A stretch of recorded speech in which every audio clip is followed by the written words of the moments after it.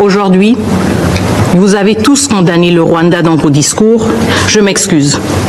Tous, sauf les A3, à savoir l'Algérie, la Somalie et la Sierra Leone. Mais il n'y a toujours pas de résolution. Le temps des compromis interminables est révolu. Il est temps d'agir. Que chacun assume sa position au grand jour. Le Rwanda prépare un carnage à ciel ouvert avec une brutalité qui rappelle les heures les plus sombres de notre histoire. Le 26 janvier, j'avais prévenu. Aujourd'hui, ces mots sont réalité. En 48 heures seulement, plus de 4000 morts à Goma. Des hommes et des femmes abattus.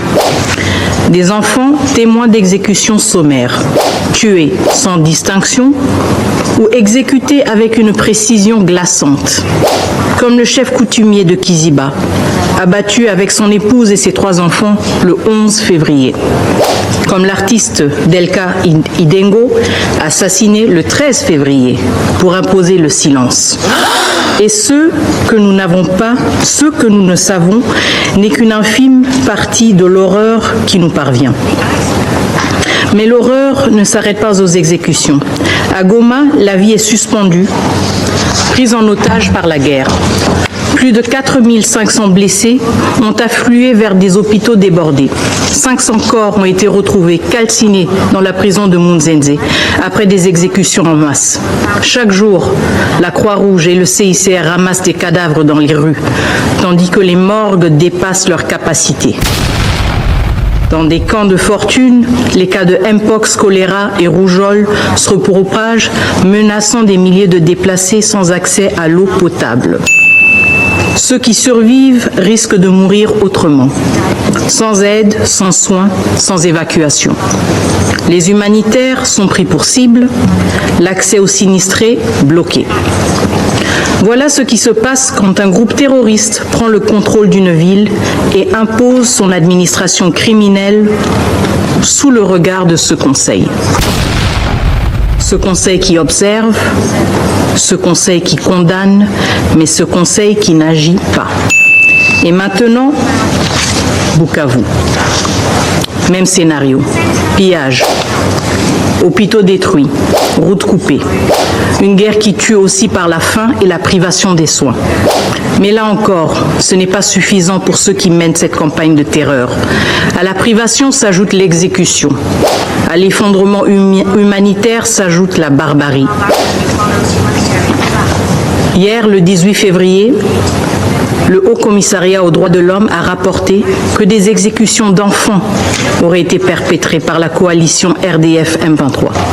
Oui, des enfants, abattus comme des cibles. Que reste-t-il de l'humanité lorsque même les plus jeunes, les plus innocents sont exécutés? Monsieur le Président, nous avons entendu cette formule devenue un refrain commode des solutions africaines pour des problèmes africains, mais qui ose encore s'en servir aujourd'hui comme prétexte à l'inaction. La communauté de développement de l'Afrique australe, SADC, et la communauté économique des États d'Afrique centrale, CEAC, ont unanimement condamné la présence rwandaise sur notre sol. Ce fait n'est plus contesté.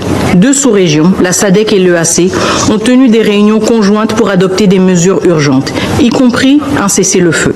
Quant à l'Union africaine, son Conseil de paix et de sécurité, réuni au niveau des chefs d'État le 14 février, a appelé au retrait immédiat de toutes les forces étrangères non invitées de la RDC. En d'autres termes, le Rwanda. Le Rwanda et le M23 ont répondu et continuent de répondre par la violence, par la terreur. Face à l'aggravation rapide de la situation, de nombreux acteurs ont réagi en faisant ce qu'ils savent faire de mieux. Documenter les violations des droits de l'homme, ouvrir la voie à des poursuites pénales, poser des actes forts, mais essentiellement réactifs. Nous saluons la récente décision du Conseil des droits de l'homme de l'ONU d'ouvrir une enquête sur les exactions dans l'Est de la RDC, ainsi que l'appel de la CPI à recueillir des éléments de preuve sur ces crimes pour traduire les responsables en justice.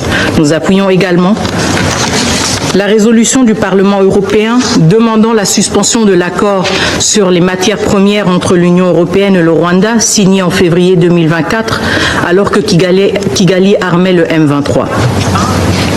Mais ce Conseil, toujours inactif, est le seul capable d'empêcher de nouveaux massacres et l'expansion de l'occupation. Il lui revient d'adopter des mesures robustes qui non seulement arrêtent les violences perpétrées par les troupes rwandaises et leurs supplétifs du M23, mais aussi mettent un coup d'arrêt au soutien d'un État membre de l'ONU à un groupe terroriste cherchant à renverser un gouvernement légitime et démocratiquement élu. Ce conflit ne se limite pas aux violences militaires, au pillage de nos ressources ou au dépeuplement de nos territoires. C'est un projet politique porté par le Rwanda à travers le M23 et l'AFC visant à renverser notre régime par la force. Mais la République démocratique du Congo a fait le choix de la démocratie. Une démocratie en construction, certes, mais la nôtre. Nous avons choisi la liberté sous un régime civil et non la soumission aux armes. Nul ne peut nous arracher ce choix, surtout pas un régime qui, depuis 3 décennies, s'efface derrière un homme qui confond l'État avec son pouvoir personnel. Ce contraste est saisissant. D'un côté, un peuple qui bâtit son avenir sur la volonté populaire, de l'autre, un régime qui ne survit que par la force, l'intimidation et la répression. Aujourd'hui, ce modèle de gouvernance par la peur tente de s'imposer chez nous. Ce n'est pas seulement une guerre pour un territoire, mais une guerre contre notre choix souverain d'un avenir différent. Le M23 et ses soutiens rwandais cherchent à imposer par les armes ce que les urnes ont rejeté. Mais le peuple congolais dit non. Un peuple dont l'âge moyen est de moins de 25 ans, un peuple marqué par la guerre et les promesses ajournées, mais qui refuse la loi des armes. Il veut choisir ses dirigeants dans les urnes et non sous la menace des canons. Il refuse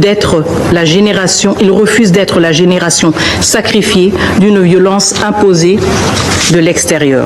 Monsieur le Président, ce Conseil doit intervenir. Le Conseil ne peut se contenter de rester silencieux face à ce drame. Il ne peut pas se cacher derrière des déclarations d'intention. Le moment est venu de faire respecter les principes qui définissent cette institution, la paix, la sécurité, le respect du droit international. Le droit international est universel, il s'applique à tous. Même s'il faut aspirer à des solutions africaines, on ne peut pas rester les bras croisés lorsque des civils sont tués. Ce n'est pas la solution et c'est en tout cas pas une solution africaine. Nous réitérons qu'il y a urgence à prendre des mesures. Nous exigeons une action immédiate. Le Conseil de sécurité doit tout d'abord exiger que le Rwanda cesse les hostilités. Il faut exiger le retrait des troupes rwandaises du territoire de l'RDC. Ces forces ont foulé au pied le droit international, entraînant dans leur sillage la mort, la dévastation. Elles ont violé notre souveraineté. Leur retrait n'est pas négociable. Ce retrait est impératif. Deuxièmement, le Conseil de sécurité doit imposer des sanctions ciblées, notamment des gels d'avoirs, des interdictions de voyager pour la structure de commandement des forces de défense rwandaises, ainsi que les décideurs politiques qui sont responsables de cette agression, y compris ceux qui prétendent ne pas savoir où se trouvent leurs propres troupes. Il y a des milliers de soldats rwandais qui dirigent les opérations du M23 dans notre pays, alors que le président du Rwanda se contente de nier et d'affirmer « je ne sais pas ». Mais vous, les membres du Conseil, vous savez, nous savons tous, les survivants qui ont dû enterrer 4000 corps à Goma savent, et à Goma, ces tombes portent un témoignage. Troisièmement, le Conseil de sécurité doit imposer une interdiction totale sur l'exportation de tous les minerais depuis le Rwanda, notamment le coltan et l'or, pour mettre un terme au pillage de nos ressources. La RDC a pris des mesures. Un certain nombre de sites miniers ont été identifiés, notamment à Rubaya, car depuis ces sites, le Rwanda exporte de façon illégale tous les mois 150 tonnes de coltan. Mais ces mesures ne sont pas suffisantes. Tant que le Rwanda pourra piller nos ressources en toute impunité, cette guerre continuera. Quatrièmement, le Conseil de sécurité doit immédiatement révoquer le statut du Rwanda en tant que pays fournisseur de contingents pour les missions de maintien de la paix des Nations Unies. Un pays qui assiège les bases de la MONUSCO, qui cible les avions de la mission, qui lance des attaques meurtrière contre les casques bleus qui, par la suite, utilise le rapatriement de casques bleus décédés en tant qu'outil de négociation, ce pays a foulé aux pieds les principes du maintien de la paix. C'est une contradiction qui sape la crédibilité même des Nations Unies. Le statut du Rwanda doit donc être révoqué sans délai. Cinquièmement, le Conseil de sécurité doit imposer un mécanisme de notification et de signalement pour toute vente ou tout transfert d'armes vers le Rwanda. Toutes les cargaisons d'armes en direction de Kigali doivent être déclarées. Il est inacceptable que ces armes continuent d'atteindre ces groupes qui sont responsables de massacres et de déstabilisation régionale. Le président, 3 réunions en moins d'un mois. Aujourd'hui, vous avez tous condamné le Rwanda dans vos discours. Je m'excuse. Tous, sauf les A3, à savoir l'Algérie, la Somalie et la Sierra Leone. Mais il n'y a toujours pas de résolution. Le temps des compromis interminables est révolu. Il est temps d'agir. La République démocratique du Congo exige un vote public dans les plus brefs délais sur une résolution qui dénonce clairement l'occupation du Rwanda et qui exige le retrait de ses troupes. Une résolution qui défend la Charte des Nations Unies. Assez de prétextes, assez de relativisme culturel derrière lequel se cache un attentisme aux conséquences tragiques. Que chacun assume sa position au grand jour. Monsieur le Président, Excellences, Mesdames et Messieurs les membres du Conseil, il est temps de voter. Je vous remercie.